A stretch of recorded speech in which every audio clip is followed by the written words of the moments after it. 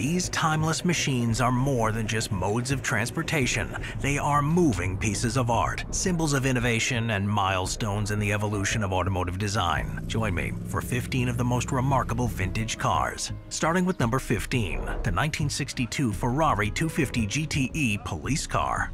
In Rome, 1962, the vibrant cityscape unfolds, far removed from the cinematic romance of a Vespa tour.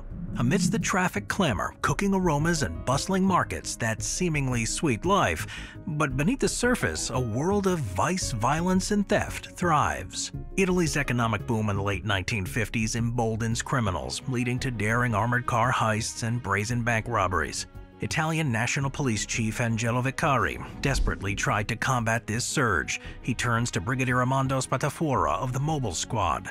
Known for numerous arrests and a swift rise in rank, Spatafora, nicknamed the Lynx for his prowess behind the wheel of a Mobile Squad Alfa Romeo 1900, became a legend in modern Rome. Stories vary, one portraying him and his Ferrari tackling organized crime, another suggesting President Giovanni Gronchi presented the Ferrari as a gift.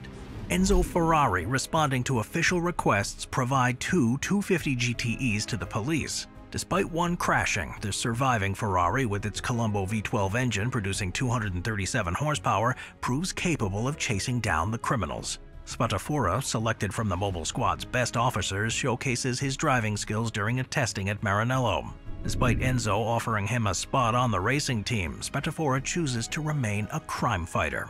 In the summer of 1962, Spatafora patrols Rome in the black 250 GTE adorned with a leaping panther, symbolizing the mobile force. This Ferrari served until 1967, transitioning to a higher-speed courier for blood donations until its retirement in 1968. It was sold at auction, and it finds preservation with the Capelli family, car collectors who reunited Spatafora with the Ferrari in 1984. Despite Spatafora's untimely death in '86, the Panther Ferrari, with original lights and sirens, remains well preserved, showcased at various events including the Pebble Beach Concours d'Elegance and Rome's Police Vehicle Museum. Number 14, the 1967 Ford Mustang Fastback. So there are countless iterations of the Ford Mustang, but this one remains one of the most timeless. The 1967 Ford Mustang is a gorgeous American muscle car and part of the first-generation Mustang lineup. It played a significant role in shaping the pony car segment. It's manufactured in response to the demand for compact, sporty cars in the 1960s. The Mustang Fastback aimed to combine performance with a sleek design. Ford introduced the Mustang in 1964, capturing attention with its affordable price and customizable options. The Fastback variant, introduced in '65, added a distinctive roofline that contributed to its popularity. The design featured a sloping aerodynamic roof, giving the car a sportier appearance compared to its coupe and convertible counterparts. Under the hood, the '67 Mustang Fastback offered various engine options to cater to diverse preferences. The base model came equipped with a 200 cubic inch inline-six engine, while performance enthusiasts could opt for a range of V8 engines, including the potent 390 cubic inch V8. This variety allowed buyers to tailor their Mustang to their desired level of power and speed. In terms of performance, the '67 Mustang Fastback had a respectable acceleration and top speed. The specific speed varied depending on the chosen engine configuration though. For example, the 390 V8 powered variant could reach around 120 miles an hour. What made the '67 Ford Mustang Fastback famous and memorable was its combination of style, performance, and affordability. And all of the folks out there of a certain age may recognize the Fastback as it burns rubber in the 1967 classic Bullitt. Number 13, 1935 Duesenberg SJ Speedster. So back in the day, one American actor defined a certain type of coolness that is yet to be washed away, Gary Cooper.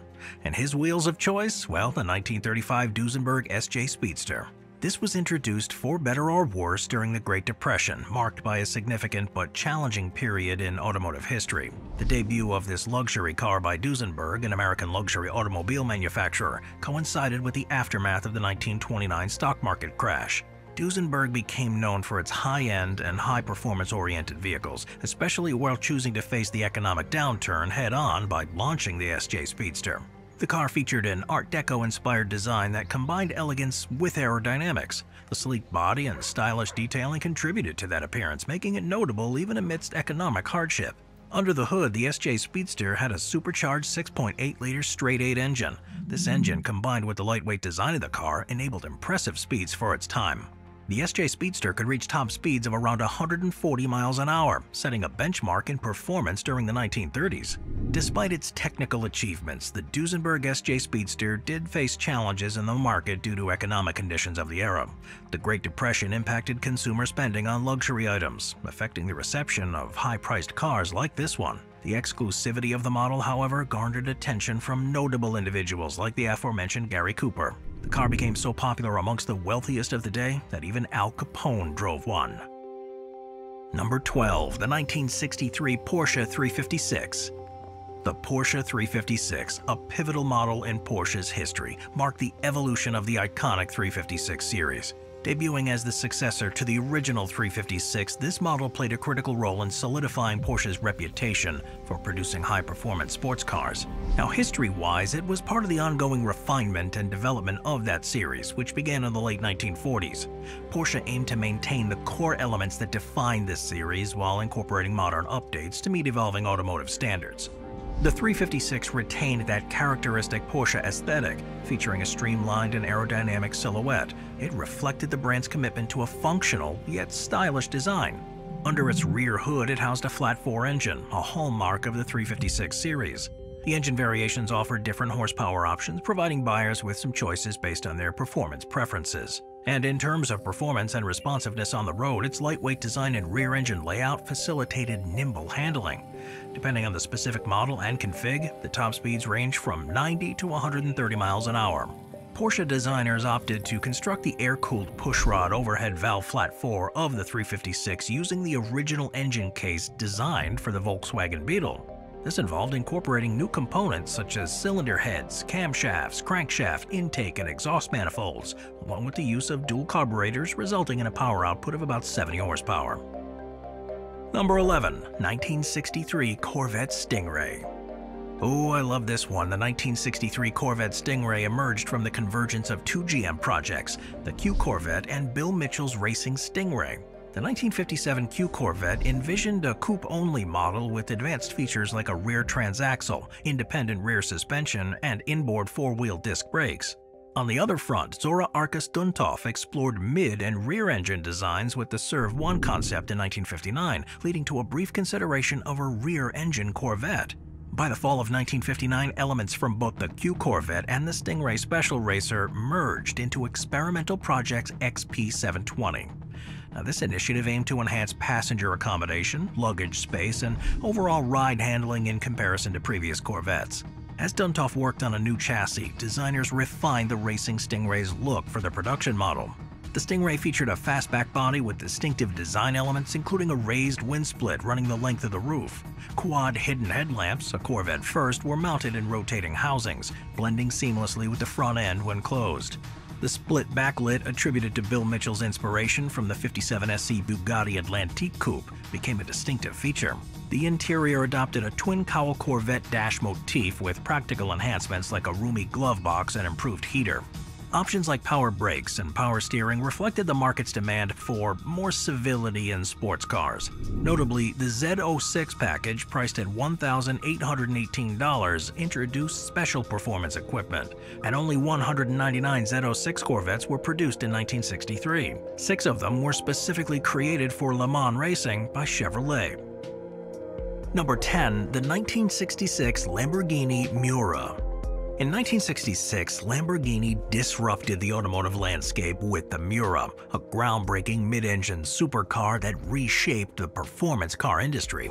Prior to the Mira, the norm for sports cars featured front-mounted engines, exemplified by models like the Ferrari 275 GTB and the Jaguar E-Type. While mid-mounted engines proved effective in competition race cars, this configuration had yet to make its way into production vehicles. Lamborghini's journey to the Mira began with the 1964 release of the front-engine 350 GT, marking the brand's official entry into sports cars. Intrigued by the potential of a mid-mounted engine in a road car, Lamborghini's engineers faced the challenge of fitting their existing 3.9-liter V12 longitudinally above the rear axle. The solution came in the form of a transverse-mounted mid-engine chassis, presented at the 1965 Turin Salon Auto Show. Now, despite lacking exterior panels, the concept garnered significant interest and pre-orders. Collaborating with Nuccio Bertone, Lamborghini crafted the Mira's exterior body. Designers Marcello Gandini and Bertone refined the shell, resulting in an iconic design showcased at the 1966 Geneva Motor Show. The Mira boasted a distinctive shark nose, circular headlights, and a unique eyelash encasing around the lights. The elegant body featured curvy hips, sculpted fenders, and side intakes resembling bullhorns. To accommodate that V12 engine under the shell, Lamborghini innovatively created a single aluminum casing, integrating the engine's components seamlessly. Powered by a 3.9-liter dual overhead cam V12 designed by ex-Ferrari engineer Giotto Barazzini, the Mira achieved a power output of 350 horsepower and 300 pound-feet of torque in the base P400 model. With only 275 first-generation Miras produced between '66 and '69, this supercar delivered an impressive performance, reaching 0 to 60 in 6.7 seconds and a top speed of 163 miles an hour. While some argue the 1965 Ford GT40 Mark I was the first mid-engine supercar, the Mira does stand out as the first purpose-built road-going vehicle in this category. Number 9. The RollsRoyce Phantom 1. The RollsRoyce Phantom 1, introduced in 1925 as the successor to the Silver Ghost, marked a significant shift in Rolls-Royce automotive lineage. Manufactured in both Derby, England, and Springfield, Massachusetts, the Phantom 1 featured notable differences in specifications between its English and American versions. Rolls-Royce named the new model the New Phantom to distinguish it from the previous Silver Ghost, acknowledging its stealth and quietness compared to contemporary vehicles.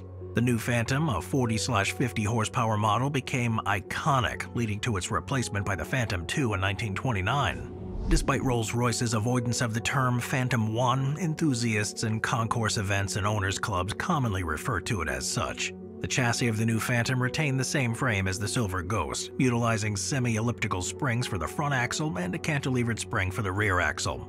Differences between the US and the UK versions included wheelbases and transmissions. American Phantoms, including standardized bodies from Brewster & Company, offered coachwork choices from Fleetwood and various city-specific options. This flexibility allowed for a tailored selection of coachwork or a plain chassis for customization. Rolls-Royce's US factory produced New Phantoms from 1926 to 31. The US and UK models also exhibited minor differences in fuel gauge placement, lubrication systems, and manufacturing of chassis and mechanical parts. Coach builders like Barker, Park Ward, Windovers, Thrupp and Maberly, Mulliner, Hooper, Henry Binder, Kellner, and others contributed bodies for the New Phantom, showcasing a wide range of design choices. Number 8. Ford Thunderbird. The Ford Thunderbird feels as American as apple pie, harkening back to a time that some people are still trying to recreate. But that's a story for another time. This first generation of the Ford Thunderbird, a two-seat convertible produced from 1955 to 57, emerged as a distinctive response to the 1953 Motorama display at the New York Auto Show, featuring the Chevy Corvette. Unlike its competitors, the Thunderbird was dubbed a personal car of distinction by Ford, emphasizing its unique character. Serving as a departure from the bespoke roadsters of the 1930s, the Thunderbird innovatively incorporated existing components, signaling the evolution of personal luxury cars into mass-market segments in the United States. The Thunderbird made its debut at the Detroit Auto Show in 1954 and hit the market in October. Its immediate success saw 3,500 orders within the first 10 days, surpassing the planned production. The car featured a removable fiberglass top as standard, with fabric convertible top as an option. Powering the Thunderbird was Ford's 292 cubic inch overhead valve Y-block V8, and it offered a range of transmission choices too, including Ford-O-Matic, automatic, and manual overdrive. The Thunderbird with its standard V8 engine stood apart from the Corvette and European sports cars. In 1955, it outsold the Corvette significantly, with over 16,000 units compared to only 674 Corvettes. This two-seat convertible design endured until the introduction of the 11th generation Thunderbird in 2002. Remarkably, the German auto union 1000 SP drew direct inspiration from the design of this Ford Thunderbird generation. In the 1956 model year, improvements were made, including additional trunk space, exterior mounting of the spare wheel, and enhanced cabin ventilation. The 57 model showcased further refinements in design, including a reshaped front bumper, larger grille and tail fins, and larger tail lights. Notable options include dial-o-matic, 4-way power seats and higher performance versions of the 312 engine, with superchargers producing up to 340 horses. Moving on to number 7, the 1970 Plymouth Barracuda. The Plymouth Barracuda, a two-door pony car manufactured by Chrysler Corporation from 1964 to 74, underwent notable transformations through its 3 generations. The first gen, from 64 to 66, shared the Chrysler A-body platform with the Plymouth Valiant, featuring a distinctive Fastback design with wraparound rear glass. The second gen, spanning from 67 to 69, maintained the Valiant base but underwent significant redesigns, offering Fastback, Notchback, and convertible versions. The third generation, introduced in 1970 and lasting until 74, marked a departure as it adopted the Chrysler E-body platform, exclusive to the Barracuda and the Dodge Challenger. The 1970 Barracuda, a complete redesign by Johnny Hurlitz, severed its ties with the Valiant, featuring a shorter, wider version of Chrysler B platform named the E-body. For the 1970 and 71 models, the Barracuda lineup included the base Barracuda, the luxury-oriented Grand Coupe, and the sporty Cuda. The Barracuda Coupe, introduced mid-year 1970, offered a low-end model with a 198 cubic inch slant 6 as the base engine, catering to a wider audience. The engine options for 1970 and 71 were diverse, featuring a slant inline 6 engine, V8s like the 318 CID, and powerful options for the Cuda, including the 340 cubic inch AAR 6-barrel, 440 cubic inch Super Commando, and the formidable 426 cubic inch Hemi. The E-body's larger engine bay facilitated the release of Chrysler's 426 cubic inch Hemi for regular retail. The 71 Barracuda did witness slight changes, introducing a new grille, taillights, and a distinct fender grills on the Cuda model. Notably, the Shaker hood, elastomeric-colored bumpers, and Spicer-built Dana 60 rear axle were inclusive options in 1970 and 71, adding to the Barracuda's allure. Number 6. The Ford Mustang Boss 249. Hailed as one of the rarest and most valued muscle cars, the Boss 429 holds a special place in automotive history. Initially developed to homologate the 429 semi-hemispherical engine for NASCAR racing, it became an iconic road-going Mustang with unique features and a powerful engine. The origin of the Boss 429 lies in Ford's pursuit to compete with Chrysler's 426 Hemi at NASCAR. NASCAR's rules mandated the production of at least 500 cars fitted with the engine for public sale. Consequently, Ford chose the Mustang to house the engine, resulting in the birth of the Boss 429. The engine itself evolved from the Ford 385 series, featuring 4-bolt main caps, a forged steel crank, and connecting rods. The aluminum cylinder heads with a semi-hemispherical combustion chamber known as the Crescent utilized this dry dock method for enhanced strength and cooling. The engine came standard with a single Holley 4-barrel carburetor, and 1970 models received a solid lifter camshaft and improved dual exhaust. Due to the massive size of the Boss 429 engines, modifications were necessary to fit it into the Mustang. Carcraft, an experimental facility, was contracted to modify 4-speed Cobra jet Mustangs for this purpose.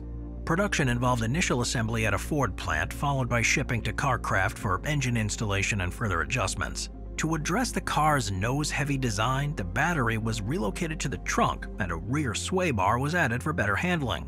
The Boss 429 featured an oil cooler for high RPM and endurance, a manually controlled hood scoop for denser air intake, and a 3.91 ratio rear axle with a traction lock limited slip diff. In terms of performance, the Boss 429 had 375 brake horsepower at 5,200 RPM and 450 pound-feet of torque at 3,400 RPM. Period dynamometer testing supported Ford's ratings, showcasing the car's impressive power. And it just looks cool too. Number 5. The 1971 DiTomaso Pantera. The DiTomaso Pantera, a mid-engine sports car produced from 1971 to 1992, quickly became popular models from the Italian manufacturer DiTomaso. With its name translating to mean panther in Italian, over 7,000 units were manufactured during its 2-decade production span, with a significant portion sold by American Lincoln Mercury dealers between 72 and 75. Designed by Carrozzeria Ghia's American-born designer Tom DiHarda, the Pantera replaced the Mangusta, introducing a shift from a steel background chassis to a steel monocoque design. The car debuted in Modena in March of 1970 and made its first appearance at the 1970 New York Motor Show shortly after. The 1971 Pantera was powered by a 5.8-liter Ford Cleveland V8 engine, delivering about 330 horsepower. Equipped with a ZF transaxle, power-assisted four-wheel disc brakes, and rack and pinion steering, the Pantera demonstrated impressive performance, accelerating to 60 in under 5.5 seconds. In 1972, the Pantera GTS, developed for Group 3 racing, was introduced for the European market. It featured a more powerful engine with 350 horsepower, wider wheels, aggressive steering rack setup, ventilated disc brakes, and a distinctive matte black body elements. For the American market, Ford began importing the Pantera in late 1971. The initial 75 cars, known for their push-button door handles, were European imports with hand-built Vignale bodies. A total of 1,007 cars reached the United States that year. Modifications for the 1972 model year included a new 5.8-liter 4-bolt main Cleveland engine, adapted to meet U.S. emission standards. The 1972 Luso Pantera L featured a large black single front bumper, and improvements addressed issues from earlier models. The 73 Pantera earned accolades as a Road Test Magazine's Import Car of the Year, outperforming competitors from Ferrari, Maserati, Lamborghini, and Porsche.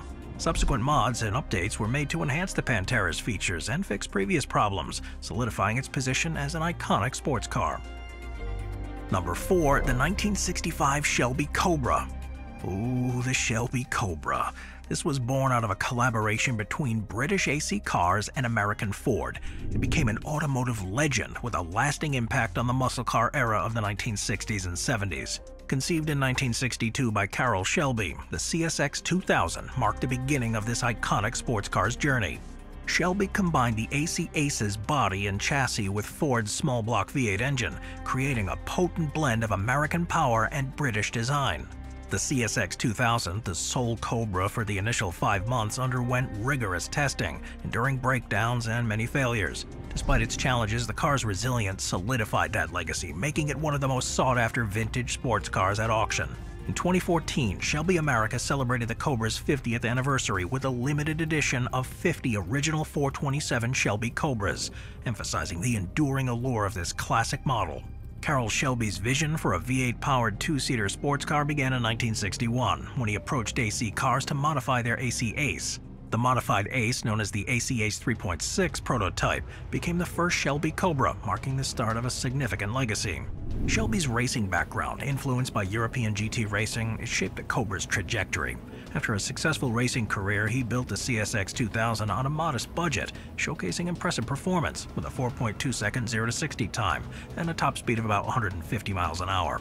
The Cobra quickly outpaced Corvette Stingrays and achieved notable victories in races like the SCCA Divisional, 12 Hours of Sebring, and the 24-Hour of Le Mans. Between 1962 and 1965, 654 small block Cobras were produced. Shelby's ingenious combination of American muscle and British chassis created a timeless sports car. In 2016, CSX 2000, the inaugural Shelby Cobra, made history by setting an all-time auction record at an RM Sotheby's auction for an American car, fetching $13.75 million, including auction fees. While this record was later surpassed in 2018 by a Duesenberg SSJ at $22 million, it underscores the immense value and desirability that Shelby holds among collectors. Number 3. 1938 Bugatti Type 57 SC Atlantic. So Bugatti, established in 1909 by Ettore Bugatti, an Italian-born industrial designer, he was a renowned high-performance car manufacturer based in Molsheim, Alsace. Celebrated for stunning design and race victories, Bugatti's legacy includes iconic models like the Veyron and the Type 35 Grand Prix, Type 41 Royale, Type 57 Atlantic, and Type 55. They're among their most well-known automobiles. In 1987, an Italian entrepreneur revived Bugatti as a Modena-based manufacturer of limited production high-end sports cars. The Bugatti Atlantic Type 57 SC, particularly the Type 57 SC Atlantic Coupe, stands out as an iconic, elegant, and sought-after vintage vehicle. Built between 1936 and 1938, only 4 were produced, with 3 surviving today. The 4th, chassis number 57453, was lost after its original owner's death. The Bugatti Atlantic's rarity and technological advancements contribute to its extraordinary value. Chassis number 57374, auctioned in 1971 for $59,000, set a record as the world's most expensive car at the time. The Bugatti Type 57 SC Atlantic gained further prominence when it became the world's most expensive car, selling for over $30 million at a 2010 California auction. Designed by Jean Bugatti, its low-slung aluminum body showcases advanced technology way ahead of its time. As of July 2021, the elusive fourth Atlantic model, if found, could command upwards of $113 million at auction, adding another layer of Bugatti's history. Number 2. The 1968 Dodge Charger. In the early 1960s, Chrysler ventured into the specialty car market with the Dodge division, introducing the mid-size B-bodied sporty car, the Charger, to fill the gap between the Ford Mustang and the Ford Thunderbird. Launched in the mid-1996 model year in response to competitors like the Rambler Marlin, Ford Mustang, and Plymouth Barracuda, the Charger aimed for a fastback look while leveraging the existing company hardware and incorporating lessons from the luxury coupe Chrysler 300. The 66 Charger marked a departure from Dodge's mainstream cars with its radical fastback design. In the 1968 model year, the entire B-body lineup underwent a redesign, further distinguishing the Charger from the Dodge Coronet models. Designed by Richard Cias and Harvey J. Wynn, the new model featured Coke bottle styling, characterized by curves around the front fenders and rear quarter panels. The rear end showcased a kick-up spoiler appearance inspired by Group 7 racing vehicles, replacing the previous fastback roof with a flying buttress, akin to the 1966-67 Pontiac GTO. Inside, several downscalings were evident, including a fixed rear bench seat, a vinyl mat in the trunk area, and the absence of a center armrest. The electroluminescent gauges were replaced with a conventional design, and the tachometer became optional. The mid-year replacement of the standard 5.2-liter V8 with Chrysler's basic 3.7-liter slant 6 reflected further streamlining of options. Introduced mid-year in 1968, the high-performance road and track package became a defining feature. Standard with the previous year's 440 Magnum engine, the optional 426 Hemi, the Charger RT positioned itself as one of Chrysler's top muscle cars. Chrysler's marketing campaign, the Scat Pack, featured a cartoon bee with an engine on its back, and Charger RT, along with other models, received distinctive bumblebee stripes as part of this promotion. The Charger RT did gain additional fame through the 1968 film Bullet, where it was involved in a notable car chase sequence with the 1968 Ford Mustang GT. The film contributed to the Charger RT's popularity, and overall 1968 Charger sales reached over 96,000 units, including over 17,000 Charger RTs. Number 1. The Jaguar E-Type. The Jaguar E-Type, introduced in 1961, is a classic sports car that's left an enduring legacy in automotive history. Designed by Malcolm Sayre, the E-Type drew inspiration from the D-Type race car and featured a sleek and aerodynamic design. The E-Type, also known as the XKE in the United States, was initially launched as a convertible and later introduced a fixed-head coupe version. It quickly gained fame for its performance, stylish design, and competitive pricing. The design of the E-Type is characterized by its long hood, distinctive headlights, and curvaceous body. The Series 1 models in particular are celebrated for their elegant and iconic design. The Series 1 E-Type, produced from 1961 to 68, is considered the purest expression of the model. It features covered headlights, a monocoque body, and a 3.8-liter inline 6. The top speed of the Series 1 E-Type is around 150 miles an hour. The Series 2, manufactured from 68 to 71, underwent some design modifications. The covered headlights were replaced with open headlights and the grille was enlarged. The Series 3, produced from 71 to 75, marked a shift with the introduction of a 5.3-liter V12 engine. The Series 3 was available both as a coupe and a convertible. The Jaguar E-Type had left a mark on the automotive world. It's hailed as one of the most beautiful cars ever made. Its combination of performance and aesthetics has solidified its status. The E-Type has made numerous appearances in pop culture, notably in movies like Austin Powers, Baby, and The Italian Job. Its timeless design and association with the 1960s era continues to make it a sought-after classic. Don't just take my word for it, though. In various automotive lists and rankings, the Jaguar E-Type consistently secures a place amongst the greatest cars of all time. Its inclusion in lists celebrating iconic designs, powerful engines, and overall impact on the automotive landscape attests to its enduring popularity. Even Enzo Ferrari himself described the E-Type as the most beautiful car ever made when it was launched. And I have to agree, it's gorgeous. Thanks for watching, guys. I'll see you next time. Thank you to our channel members.